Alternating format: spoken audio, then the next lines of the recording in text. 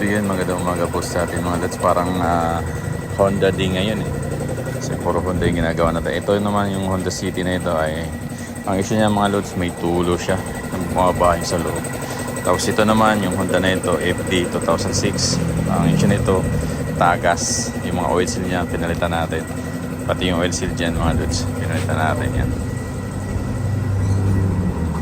So yun mga lods, good morning pala sa ating lahat.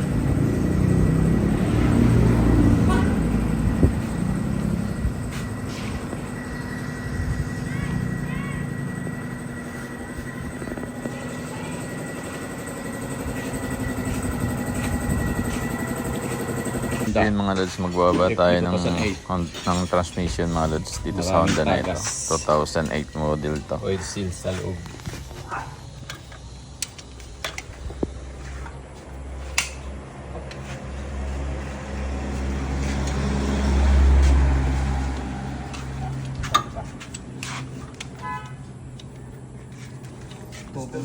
Dandahan lang ha.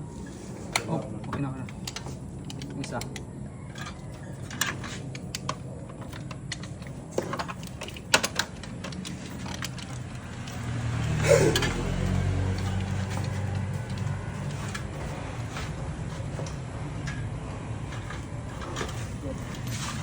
Ito lang kalawa. Dandahan lang. Oh, okay na. Lambot na nga.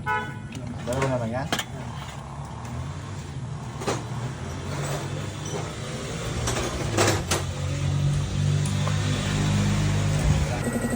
Hey, mas good morning. Ito na yung transmission mo, nakababa na. Wala talagang langis kami nakuha kahit kaunti. Yan o, wala laman. Yan lang yung tumulo. Yan. Konting-konti lang. So, ito pala. Yung papalitan natin, yan. Yung mga oil seal nya. Yan. Yung sa likod.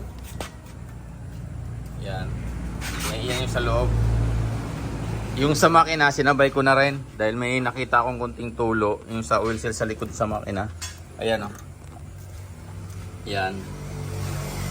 Tagas na yung konti ang langis kaya sinabay ko na para isang bukas na rin naman. Dadagdag ko na lang doon sa sa lista pag natapos. So yun, nakababa na pala yung transmission mo, boss. So wala talaga kami nakuha ang oil. Napaka konting-konti lang pumatak. Sana okay pa ito. So yun, maraming salamat mga lods. Shalom Motoshop nga pala. Pa-subscribe sa ating YouTube channel. Thank you. Bye bye.